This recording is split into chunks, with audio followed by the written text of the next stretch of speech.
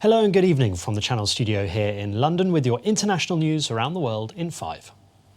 The families of passengers and crew aboard Ethiopian Airlines Flight 302 marked the first anniversary of the crash on Tuesday, a day after an interim report focused on software installed on the Boeing 737 MAX airliner. Families from nations including Canada, the United States, Ethiopia, Kenya, Uganda, Italy and France will attend the ceremony at the crash site, which is about a 3-hour drive from the capital Addis Ababa. The accident killed all 157 people on board.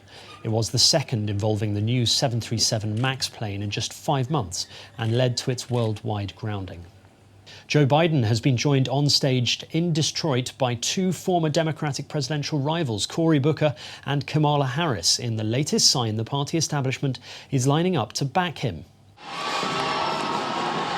The former vice president squares off against Senator Bernie Sanders on Tuesday in Michigan and 5 other states in the battle for the Democratic presidential nomination. A win by Biden, which is the biggest prize in Tuesday's voting, could see the end to Bernie's push for the White House.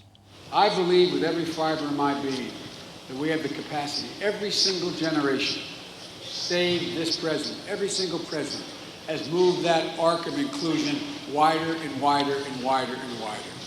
We can't let it shut down. The days of Donald Trump's divisiveness are soon going to be over.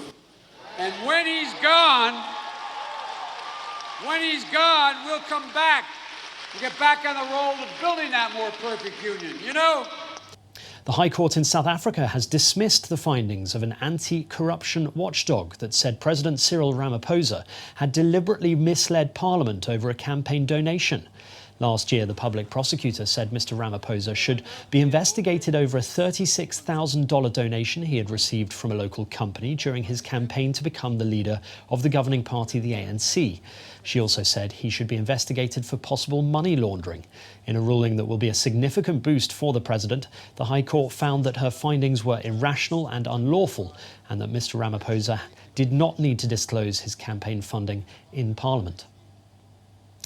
Women from Brazil and Bolivia have extended the International Women's Day March to support a global strike that has brought together tens of thousands of women who protested against sexist violence and for gender equality. In Bolivia, protesters travelled 12 kilometres between the cities of El Alto and La Paz. Women carried banners rejecting gender violence and purple flags, a symbol of women's struggle for equality. In Rio de Janeiro in Brazil, demonstrators protested against President Jair Bolsonaro and asked for his resignation. And finally, Britain's top royals came together on Monday at Westminster Abbey in their last public family gathering before Prince Harry and his wife Meghan set off on a new career path devoid of official duties.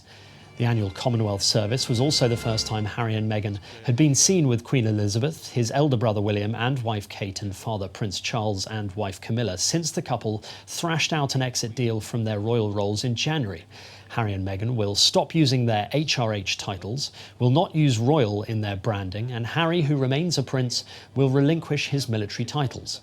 The January agreement will see the couple, the Duke and Duchess of Sussex, seek to carve out a progressive new role, mainly in North America.